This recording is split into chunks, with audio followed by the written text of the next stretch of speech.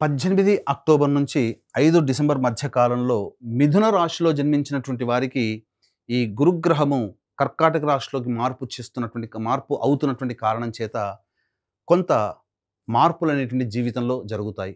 అంటే చాలామంది ఈ మిథున రాశిలోనే సంచారం చేస్తున్నటువంటి కారణం చేత ఈ జన్మ రాశిలో సంభవిస్తున్నటువంటి గురు సంచారము 26 అక్టోబర్ వరకు సాధారణమైనటువంటి పరిస్థితులు కనుక ఉంటే జీవితంలో ఒక అద్భుతమైనటువంటి మెరుపు కానీ, ఒక గొప్పదైనటువంటి ఆనందాన్ని కలగచేసేటువంటి స్థితి మాత్రం గురుగ్రహం వెంట తీసుకురాబోతుంది. ఇది ఒక రకంగా చాలా శుభ పరిణామం అని చెప్పవచ్చు. ఇప్పటివరకు జీవితంలో ఎన్నో ప్రయత్నాలు చేశాం. అన్ని ప్రయత్నాలు ఊరిస్తున్నట్టుగానే వచ్చి ఆ ప్రయత్నాల్లో విఫలమైపోతూ ఉన్నారు.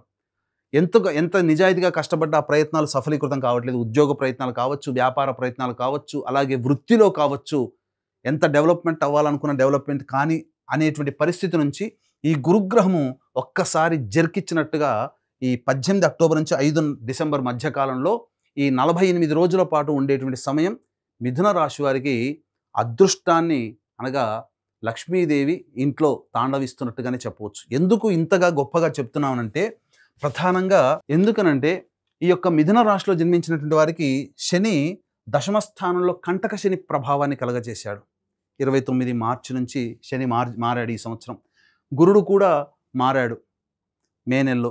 కాబట్టి ఉజ్జాయింపుగా ఏప్రిల్ మంత్ నుంచి అనేక రకాలుగా సమస్యలు ఎదుర్కొంటున్నటువంటి వారికి ఈ గురుగ్రహము శుభకరుడై కంటక శని దోషాన్ని కలిగిస్తున్నటువంటి శని మీద శుభ దృష్టితో వీక్షణ చేస్తున్నాడు. కాబట్టి కంటక శని ప్రభావం అంటే ఈ సమయం చాలా జాగ్రత్తగా గమనించుకోండి. 18 అక్టోబర్ నుంచి 5 డిసెంబర్ ఈ సమయంలో శని మీకు ప్రయత్న స్థానంలో అడుగడుగున లోపాలు ఇబ్బందులు కలగచేస్తున్నటువంటి శనిని శుభకరుడైనటువంటి గురువు వీక్షణ ప్రభావాలన ఆ ప్రయత్నాల్లో వచ్చే ఆటంకాలని నివారిస్తాడు.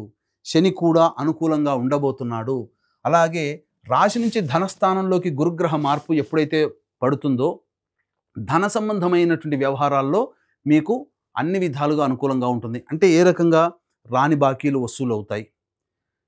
ఏదైనా మనం పని ప్రారంభించాలి, సహాయం కావాలి అని అంటే లోన్లు శాంక్షన్ కావడం కానీ, డబ్బులు తీసుకొచ్చి ఇవ్వడం కానీ, ఎదుటి వాళ్ళ యొక్క సహాయ సహకారాలు పొందడం కానీ ఇవన్నీ కూడా అనుకూలంగా ఉండబోతున్నాయి.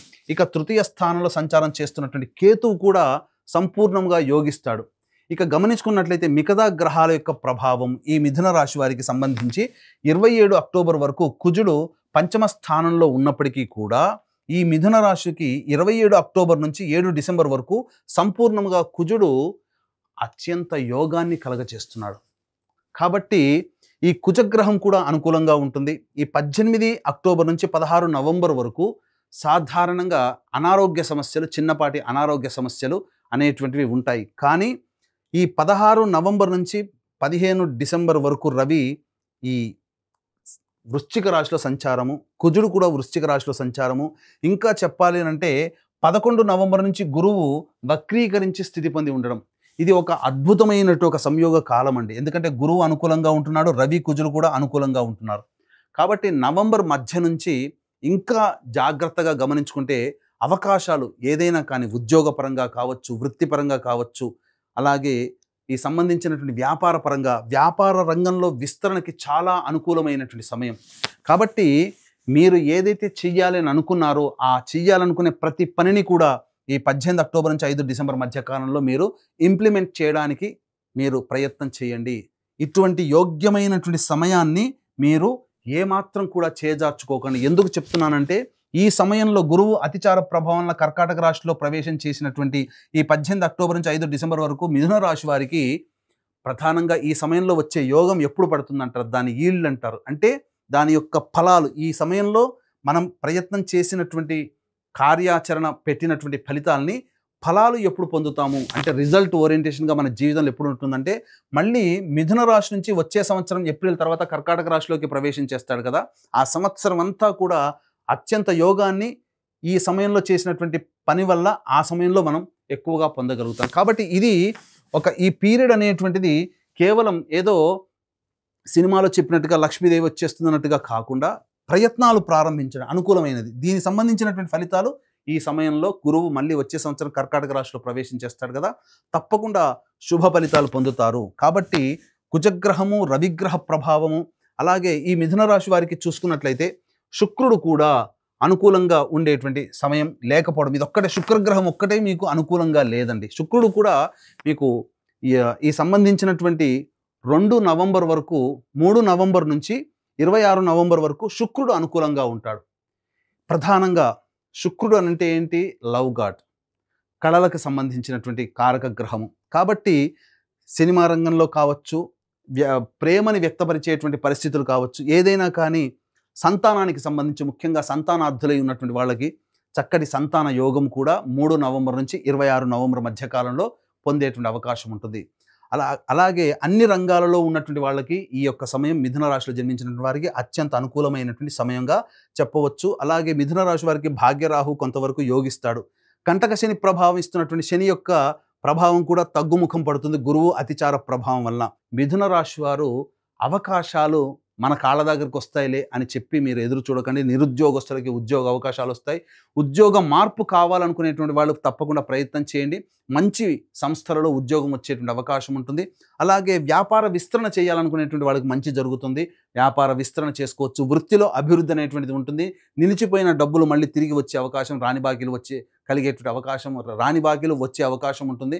అలాగే విద్యార్థులు ఎంత ప్రయత్నం చేసినా ప్రయత్నంలో మాకు ఇబ్బందులు వస్తున్నాయి కదా అని అనుకుంటుంటారు. అటువంటి వాళ్ళకందరికీ కూడా ఆ ప్రయత్నంలో ఆటంకాలన్నీ తొలగిపోయే అవకాశం ఉంటుంది. విదేశీ విద్య, విదేశీయానానికి సంబంధించినటువంటి ప్రయత్నాలు వస్తాయి. H1B వీసా కోసం ఎదురు చూసే వాళ్ళకు కూడా అనుకూలంగా ఉండేటువంటి సమయం ఇది.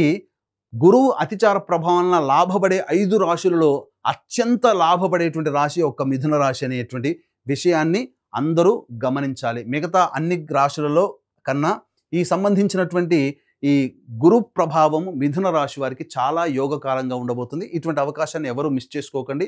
ఇప్పుడు చెప్పినటువంటి అత్యంత శుభ ఫలితాల కంటే ఇంకా సమస్యలు ఎదుర్కొంటున్నారు అనంటే ఖచ్చితంగా మీ యొక్క జన్మజాతకంలో నడుస్తున్నటువంటి గ్రహ దశాంతర దశల ప్రభావాలు. కావున దగ్గరలోని మంచి ఉపాసనా పరులైనటువంటి జ్యోతిష్యులను సంప్రదించి వారి సలహాలు సూచనలు కనుక పాటించినట్లయితే మరింత మెరుగైనటువంటి జీవితాన్ని పొందుతారని తెలియజేయవచ్చు. అలాగే ఈ గురుగ్రహం మార్పు ప్రభావం వలన దైవానుగ్రహం, అంటే దైవకారక గ్రహమే గురుడు.